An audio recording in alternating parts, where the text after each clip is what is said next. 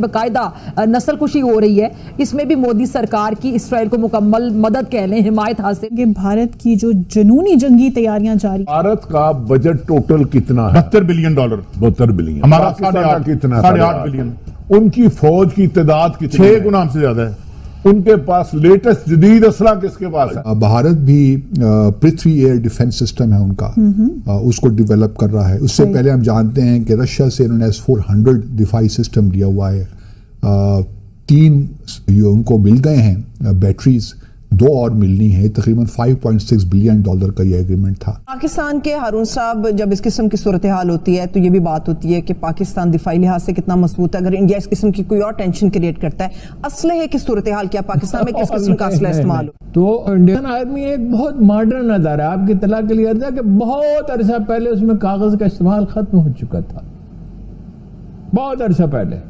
हमारे यहाँ तो अभी बिगिनिंग हो रही है। अच्छा, वैसे जो इसराइल और भारत में 1960 की दहाई में फौजी ताउन शुरू हो गया था, लेकिन अब इंसानियत के जो ये मुजरिम है बाकायदा मोदी और नेतन्याहू, इसे एक नई बुलंदियों पर पहुंचाना शुरू हो गए हैं। का मतलब ये है कि भारत अपनी सेकंड स्ट्राइक कैपेबिलिटी डेवलप कर रहा है। So how challenging that would be for Pakistan? Bharat अगर पाकिस्तान करता है फर्स्ट स्ट्राइक, तो वो सारे जो मिसाइल्स हैं जो पाकिस्तान फायर करेगा, वो तो इंटरसेप्टर्स उसको नाकारा बना देंगे।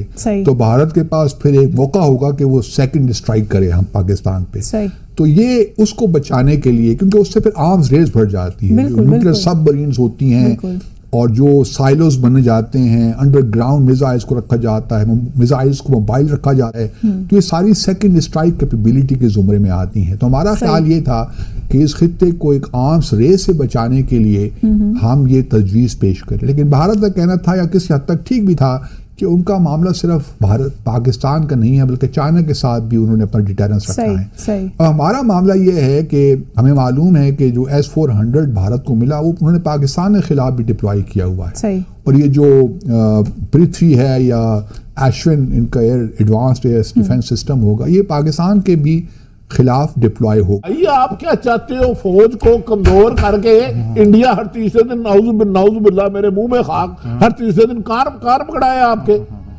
आप अमेरिका नहीं, भारत के साथ नहीं लड़ते।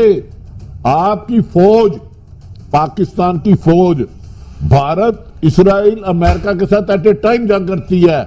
उनकी तीनों की इंटेलिजेंस आपके खिलाफ साजिशें कर। भारत बालाकोट जैसे इकदाम करता है, जो कि वो करेगा। मुस्तकबिल में आप उम्मीद रखें इस चीज़ की कि भारत कोई मौका ऐसा रखेगा कि आज़ाद जम्मू और कश्मीर में इस किस्म का मिलिट्री मिस एडवेंचर करे। सही। इवन वो गिलगित बल्तिस्तान भी कर सकता है। तो हमें इन चीज़ों के लिए तैयार रहना चाहिए। क्या हमारे पास ये कैपेबिलिटी है कि हम डिटेरेंस को क्रेडिबल रखें, कि भारत को ये मालूम हो कि अगर उसने इस किस्म का मिलिट्री मिस एडवेंचर किया तो पाकिस्तान फिर फुली उसको रिएक्ट करेगा, उस पर रिटेलिएट करेगा। तो क्या तैयारी है हमारी? हमारी तैयारी होनी चाहिए ना। पूरी दुनिया इसराइल पर बाकायदा थू थू कर रही है, वहीं पर ये जर का पुजारी कह लें, इंसानियत का दुश्मन कह लें, नरेंद्र मोदी डॉलर कमाने के चक्कर में इसराइल को धड़ाधड़ असलहा, गोला बारूद बेच रहा है। और यही नहीं बल्कि इसराइल को इफरादी कुव्वत भी फराहम कर रहा है। लेकिन अगर आप देखिए तो कन्वेंशनल जो डिस्पैरिटी है वो पाकिस्तान और भारत की तरफ बढ़ती जा रही है। हमारा डिफेंस बजट $8-9 बिलियन है, जबकि भारत का तकरीबन आप कह सकते हैं $70 बिलियन हो गया इस वक्त। तो फर्क बहुत बढ़ गया। भारत अभी देखिए राफेल, उसने 36 राफेल तैयारे फ्रांस से लिए, अभी 24-26 तैयारे और लेने जा रहा है। अभी अजीत डोवल साहब गए हुए थे फ्रांस, उनका स्ट्रेटेजिक डायलॉग हुआ, उन्होंने सदर मैक्रोन पे भी कॉल की, तो उनका वहाँ से भी एक्विजिशन बहुत हो रही है। फिर अमेरिका से प्रेडेटर्स जो ड्रोन्स हैं वो ले रहे हैं, जो सारे मिलिट्री ड्रोन्स हैं। तो ये तकरीबन 32 से करीब वो उनसे ले रहे हैं। अच्छा, भारत ने गुज़िश्ता दहाई के दौरान भी, मैं आपको जरा बताऊं कि इसराइल से $2.9 बिलियन मालियत की फौजी साजो सामान दरामद किया था। इसमें जंगी ड्रोन, मिसाइल, रडार और निगरानी का जो निज़ाम है वो शामिल है। और इनमें बहुत से हथियार ऐसे हैं जो मकबूजा कश्मीर।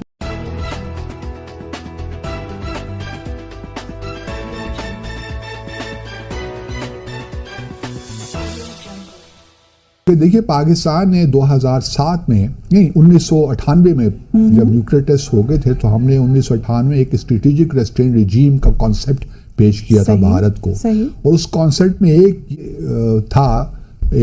प्रोविजन हमने ये रखी थी कि दोनों ममालिक बैलिस्टिक डिफेंस सिस्टम्स डिप्लॉय नहीं करेंगे, क्योंकि उसका ये होता है ना कि बैलिस्टिक जो डिफेंस सिस्टम्स होते हैं वो सेकंड स्ट्राइक कैपेबिलिटी की आपको बढ़ाते हैं। इस तरह हम अपने जो एयर डिफेंस है उसको पहले मजबूत करें। जिस तरह बालाकोट हमारी स्पेस को ब्रीच करते हुए भारत के आ गए थे त्यारे, वो ये इस किस्म की चीज़ दोबारा ना हो, क्योंकि इससे हमारा डिटेरेंस कमजोर होता है।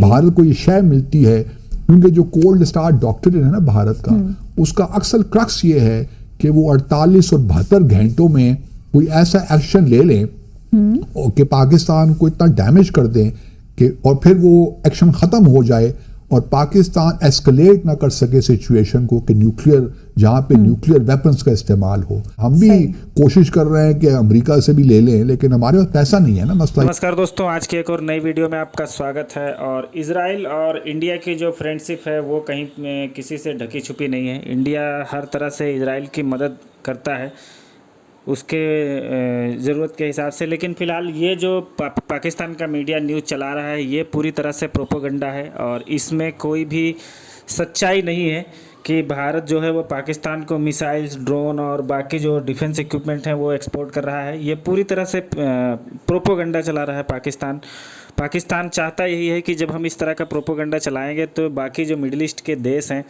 जो इजराइल के अगेंस्ट हैं वो सारे के सारे भारत के अगेंस्ट हो जाएंगे और वो जो है उनसे हमारी नज़दीकियाँ बढ़ जाएंगी, क्योंकि पाकिस्तान पूरी तरह से आइसोलेट हो चुका है। मिडिल ईस्ट में भी जो मुस्लिम कंट्री है वो भी पाकिस्तान को भाव नहीं दे रहे हैं, तो उसी को ये रिकवर करने के लिए इंडिया को बदनाम करने की कोशिश कर रहा है।